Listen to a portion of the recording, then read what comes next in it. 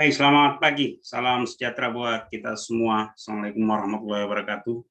Kembali lagi di saluran informasi pendidikan Sikbas Papua.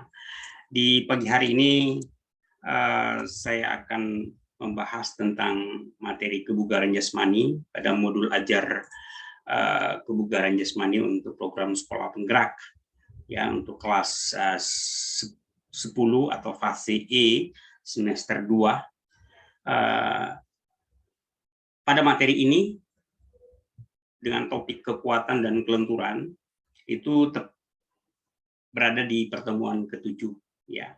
Tetapi sebelum kita lanjut masuk dalam materi informasi ini, kami mohon dukungan untuk subscribe dan share maupun dinyalakan notifikasinya sehingga kalian tidak ketinggalan dengan informasi-informasi pendidikan di tanah Papua maupun di Indonesia. Baik, kita lanjut saja masuk ke dalam materi kita. Di materi ini adalah adapun komponen modul ajar di fase ini, yaitu di elemen yang kita mau angkat adalah elemen atau domainnya adalah pemanfaatan gerak profil pelajar Pancasila yang kita mau gali dari peserta didik, yaitu mandiri, kemudian gotong royong dan kreatif. Jadi diharapkan ada kemandirian dari anak-anak atau peserta didik itu di dalam melaksanakan kegiatan-kegiatan kebugaran jasmani ini. Kemudian ada saling tolong-menolong, ada saling membantu pada saat melaksanakan kegiatan. Kemudian diharapkan ada kreativitas yang muncul, ada gerakan-gerakan yang baru yang diciptakan oleh peserta didik itu sendiri. Selanjutnya adalah capaian pembelajaran yang mau digali atau yang mau diharapkan dari kegiatan ini. Yang itu adalah peserta didik dapat mengevaluasi fakta, konsep, prinsip, prosedur, dan mempraktekkan latihan pengembangan kebugaran jasmani terkait dengan kesehatan fisikal fitness, kemudian kebugaran jasmani terkait dengan keterampilan. Jadi ada dua, yaitu terkait dengan kesehatan fisik maupun keterampilan itu sendiri. Di kegiatan ini atau di modul ajar ini tepat pada fase E kelas 10 semester 2 di pertemuan ke-7 ya.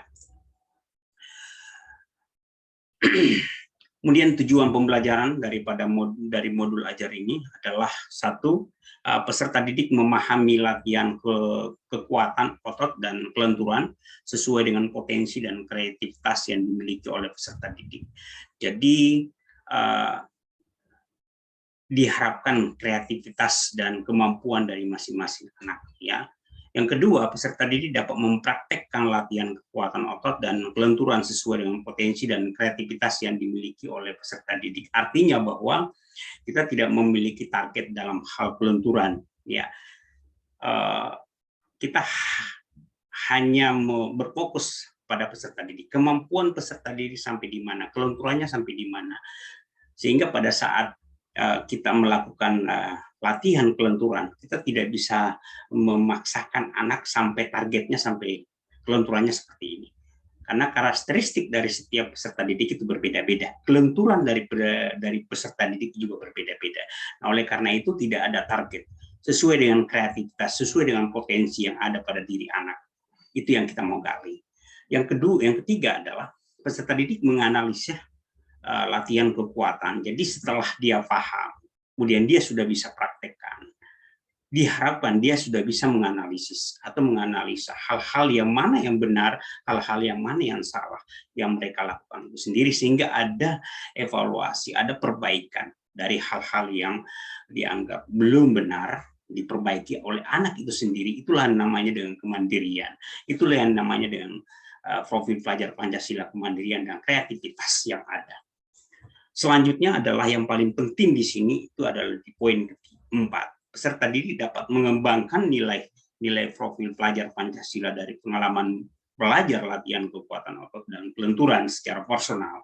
Itu diharapkan ada kejujuran di situ, ada disiplin, ada patuh dan taat pada aturan, serta menghormati diri. Jadi kemampuan ototnya atau kemampuan kelunturan tubuhnya itu hanya sampai sebatas itu, tidak boleh dilewatkan atau tidak boleh melampaui itu, karena pada akhirnya akan terjadi cedera.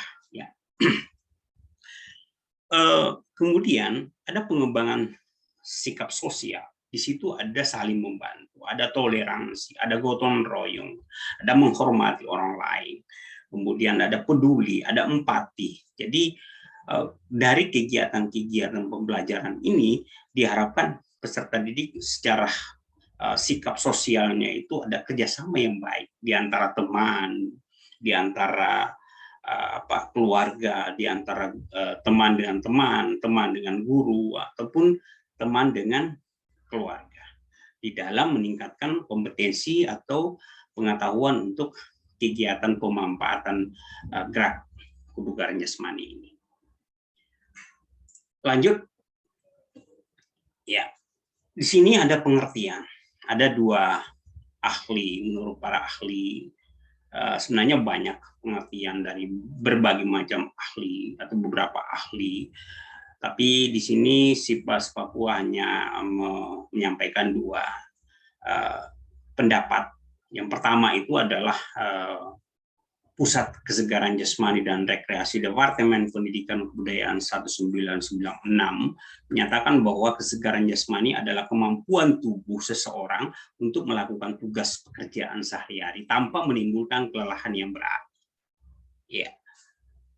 Yang kedua, menurut Joko 2000 mengumumkan bahwa secara umum yang dimaksud dengan kebugaran adalah kebugaran fisik, physical fitness, yaitu kemampuan seseorang untuk dapat melakukan kerja sehari-hari secara efisien tanpa menimbulkan kelelahan yang berlebihan, sehingga dapat menimbulkan waktu luang.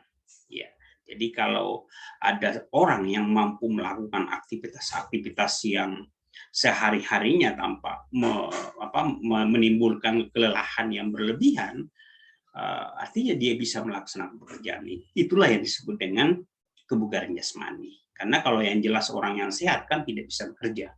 Tapi kalau orang yang bisa bekerja, itu dia tandakan bahwa kebugarannya, ada kebugaran jasmani pada tubuh mereka, orang tersebut. Ya. Kemudian manfaat. Apa sih manfaatnya? Kita berolahraga, kita bersepeda, kita lintas alam, kita jalan jauh atau berenang, ya, apa sih manfaatnya? Banyak sekali manfaat yang kita bisa dapatkan dari kegiatan-kegiatan pemanfaatan gerak ini, dalam hal ini adalah kebugaran jasmani. Ya, yang pertama meningkatkan sistem sirkulasi darah dan sistem saraf dan fungsi jantung. Jadi kita akan mendapatkan kesehatan, ya. Organ-organ tubuh kita akan semakin sehat, ya, sirkulasi darah kita semakin baik. Yang kedua, meningkatkan komponen kelenturan, stamina dan kecepatan. Jadi di dalam kegiatan pembelajaran kebugaran jasmani kita juga bisa melatih kelenturan tubuh yang dulunya kita punya sendi-sendi ini kaku, tapi kita aktif melakukan kegiatan pembelajaran, kegiatan olahraga yang sifatnya kebugaran jasmani, kita akan mendapatkan kelenturan, kita akan mendapatkan peningkatan stamina dan kecepatan, ya. Karena hal ini semua bisa didapatkan dari latihan. Kemudian meningkatkan energi, ya, energi, kekuatan otot dan produktivitas. Ya. Yang keempat, mempercepat pemulihan fungsi organ tubuh. Jadi kalau misalnya kita ada sedikit cedera atau pernah melakukan sesuatu tindakan seperti operasi atau sakit, ya, untuk memulihkan itu semua kita perlu ada yang namanya dengan gerakan-gerakan atau kegiatan-kegiatan olahraga yang bisa mengembalikan atau memulihkan keadaan yang sebelumnya seperti sakit, dia bisa membuat tubuh kita semakin segar. Yang kelima, itu membantu menjaga berat badan tetap terkendali. Jadi kalau kalian atau anak-anakku sekalian mau diet, ya, enggak usah terlalu macam-macam. Ya, dietlah dengan cara berolahraga. dia telah dengan cara melaksanakan atau melakukan kegiatan-kegiatan pemanfaatan gerak ini dengan kebugaran jasmani. Berlari, lari sore, lari pagi, kemudian bersepeda, berenang, kemudian jalan kaki, ya. Banyak aktivitas-aktivitas yang bisa kita jadikan untuk meningkatkan kebugaran jasmani. Yang berikut adalah untuk olahragawan, derajat kebugaran jasmani yang tinggi berfungsi untuk meningkatkan prestasi, itu sudah pasti jelas. Yang ketujuh, merangsang perkembangan dan pertumbuhan untuk balita, ya. Dan yang kedelapan adalah memperbaiki hubungan sosial, ya. Kemudian yang berikut adalah komponen untuk modul ajar. Ada beberapa ahli yang mengatakan ada dua yang saya angkat di modul ini, yaitu menurut Rusli Lutan dan Adam Suherman 1999, ada dua komponen kebugaran jasmani dibagi menjadi dua, ya, ada dua komponennya. Yang pertama adalah komponen kebugaran yang berkaitan dengan kesehatan, mencakup kapasitas aerobik, daya tahan kardiovaskuler dan kekuatan otot, daya tahan otot, fleksibilitas dan komposisi tubuh. Itu yang pertama. Yang kedua, komponen yang berkaitan dengan performa, mencakup agilitas, keseimbangan, koordinasi, kecepatan dan power, dan waktu reaksi atau daya ledak. Itu menurut Rusli Lutan dan Adam Suherman. Sedangkan menurut Endang Rini dan Fajar Sri 2008, komponen kebugaran dikelompokkan menjadi dua juga. Yang pertama adalah komponen kebugaran yang berhubungan dengan kesehatan, meliputi daya tahan jantung, paru, kekuatan daya tahan otot, dan kelenturan, serta komposisi tubuh. Yang kedua, komponen kebugaran yang berhubungan dengan keterampilan, meliputi kecepatan, koordinasi, power, kelincahan, dan perasa gerak. Ya, itu menurut Endang Rini dan Fajar Sri 2028. Itu komponen menurut para ahli, komponen kebugaran jasmani menurut para ahli. Kemudian di pembahasan materi kali ini, di pertemuan ke-7 itu kita akan membahas dua saja. Ya, nanti di pertemuan 8 kita bahas lagi, pertemuan ke-9 kita bahas lagi, ya. Di dalam pertemuan ke-7 ini, di modul ajar kebugaran jasmani, kita akan membahas latihan kekuatan, ya. Kita akan membahas yang pertama itu adalah latihan kekuatan, yang kedua latihan kelenturan.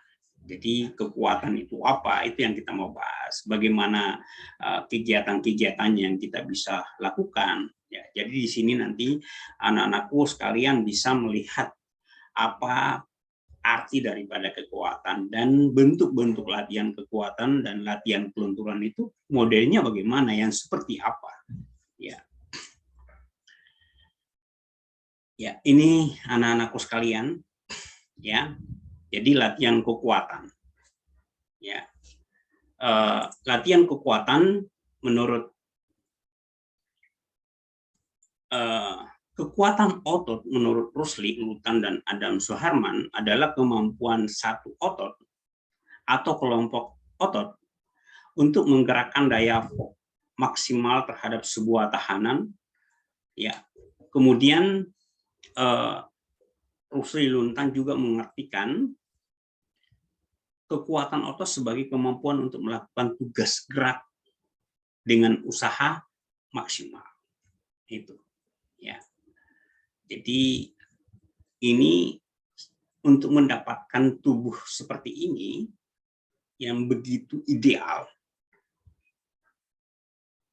ini bukan didapatkan dari konsep makanan, tapi ini bisa didapatkan karena adanya aktivitas pemanfaatan gerak kebugaran jasmani. Ya, ada melakukan fitness, ya, ada Anda melakukan renang, Anda melakukan bersepeda atau lari, ya, bisa mendapatkan kondisi tubuh atau komposisi tubuh seperti ini. Luar biasa kan? Ya. Selanjutnya, bentuk latihan kekuatan. Bagaimana sih? Apa sih? Ya, bentuknya bagaimana? Ya, mungkin kalian sudah sering mempraktek. Dan pada saat kalian akan masuk di kepolisian, ini juga menjadi persyaratan di tes JAS. Ya, ada push up di situ, ada sit up di situ. Ya, bagaimana caranya push up? Ya mungkin anak-anakku sudah paham. Cuma posisi push up itu yang harus tepat. Ya, yang pertama itu adalah posisi tubuh terlengkap di atas lantai dengan kedua kaki dirapatkan lurus ke belakang. Kedua, posisi tubuh sejajar dengan lantai dan ujung kaki bertumpu pada lantai. Di ujung kaki, ya. Kedua telapak tangan berada di samping dada, ya, di samping dada, bukan di bawah dada atau sejajar dada, berada di samping dada. Anak-anakku sekalian, kedua siku ditekuk, jari-jari tangan menghadap ke depan lantai, ya. Selanjutnya, badan diangkat ke atas dengan meluruskan lengan badan, dengan badan dan kaki merupakan garis lurus. Jadi tidak hanya angkat pantat saja atau angkat perut saja, tapi angkat dua-duanya, sehingga posisi badan kita pada saat diangkat atau pada saat terangkat itu dalam keadaan lurus. Ya, badan diturunkan kembali menekuk kedua siku seperti keadaan semula, dilakukan berulang-ulang kali. Ya, sesuai dengan kemampuan kalian. Ya, tidak ada target, kecuali kalau kalian nanti akan masuk tes polisi juga, ya tidak dipaksakan juga harus sampai segitu, tapi sesuai dengan kemampuan. Itu. Kemudian sit up, ya. Sit up, posisi tubuh tertidur dengan kedua lutut ditekuk, kedua tangan berada di belakang kepala. Ya. Selanjutnya badan diangkat ke atas hingga siku menyentuh lutut dan paha. Ya, bisa juga kaki lurus. Ya, manakala ada sandaran di kaki, pergelangan kaki. Setelah badan terangkat, dapat dalam posisi duduk, kembalikan tubuh pada posisi semula dengan kedua tangan tetap berada di belakang kepala. Gerakan dilakukan berulang-ulang seperti yang dilakukan di push up tadi. Selanjutnya yang kedua adalah back up. Back up itu seperti orang main pesawat-pesawat, ya. Orang anak-anak bilang main pesawat-pesawat, ya. Sikapnya itu awal tidur terlungkup, kaki rapat dan kedua tangan diletakkan di belakang kepala. Ya, jika tidak sanggup bisa diletakkan di telinga saja. Angkat badan hingga dada tidak menyentuh lantai. Sedangkan kedua kaki tetap pada posisi semula. Jadi tidak diangkat kakinya, hanya kepala saja. Gerakan itu dilakukan berulang-ulang kali, ya. Kemudian pull up. Pull up itu adalah cara melakukan pull up adalah pegang palang tunggal dengan kedua tangan. Jadi ada palang tunggal, angkatlah tubuh ke atas dengan menggunakan kedua tangan, tubuh diangkat hingga palang tunggal sejajar dengan dada, ya, kemudian turunkan kembali dan dilakukan berulang-ulang. Itulah yang disebut dengan pull up, ya. Ini untuk melatih kekuatan otot lengan. Kalau back up itu adalah melatih kekuatan otot punggung dan perut. Ya, kalau sit up itu adalah untuk melatih kekuatan otot perut. Sedangkan push up itu adalah untuk melatih kekuatan otot lengan. Ya, jadi ada fungsinya masing-masing, anak-anakku sekalian.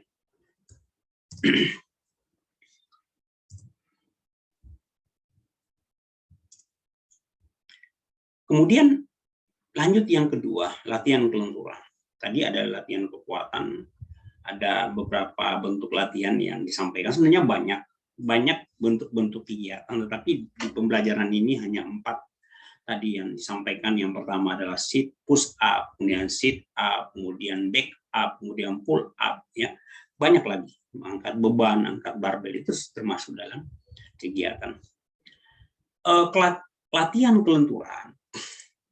Kelenturan adalah jangkauan gerakan yang dapat dilakukan dengan tangan, kaki, kulit, dan jaringan tubuh yang berhubungan, kondisi sendiri membatasi jangkauan gerakan, begitu juga dengan lemak tubuh yang berlebihan, cedera terjadi bila tangan dan kaki dipaksakan melebihi jangkauan normal. Nah, oleh karena itu, di dalam mempraktekkan latihan kelenturan ini, Bapak Guru tidak memberikan batas-batas tertentu atau target-target tertentu, tapi terserah kemampuan dan potensi daripada kemampuan dan potensi dari setiap peserta didik. Karena karakteristik dan kelenturan dari setiap peserta didik itu berbeda-beda. Ada yang kelenturannya bagus, ada yang kelenturannya masih sangat kaku. Ya.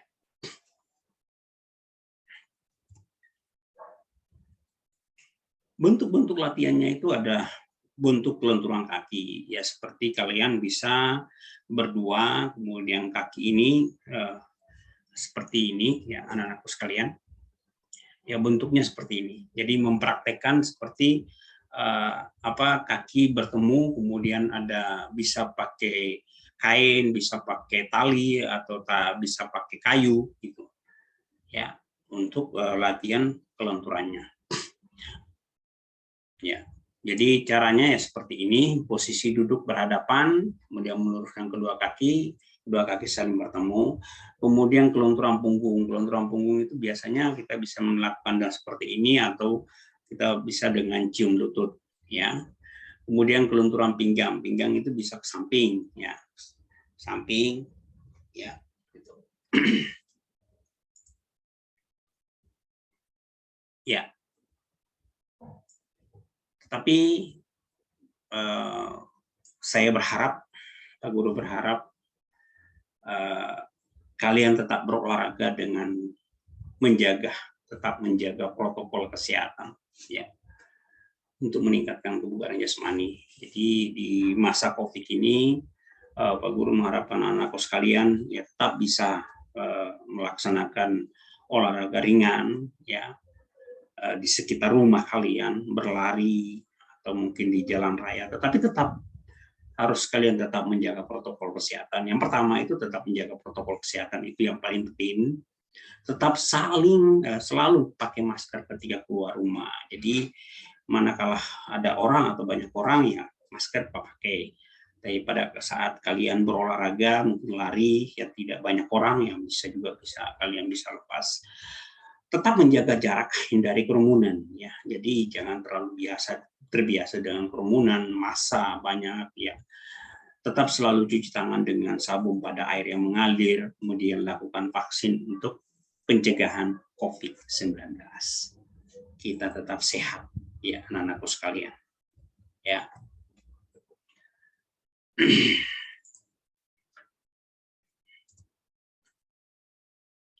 Ya. Baik, jadi terima kasih sekali anak-anakku sekalian sudah bisa menyimak informasi atau materi kebugaran jasmani yang lebih spesifik di topik kekuatan dan kelenturan, ya. Minggu depan, ya, kita akan masuk lagi di materi yang sama, kebugaran jasmani, tetapi di topik yang berbeda, ya. Kami mohon anak-anakku sekalian dan masyarakat yang peduli pendidikan, mari mohon untuk dukungannya untuk channel saluran informasi pendidikan atau SIPBAS Papua. Tolong untuk di subscribe, kemudian di like atau di share atau dinyalakan notifikasi, lonceng notifikasi, sehingga kalian bisa selalu mendapatkan informasi-informasi pendidikan yang terupdate, ya, informasi pendidikan, ya. Semoga kita saling berbagi, kita saling memberikan informasi demi kemajuan pendidikan, khususnya di tanah Papua, lebih lagi di seluruh Indonesia.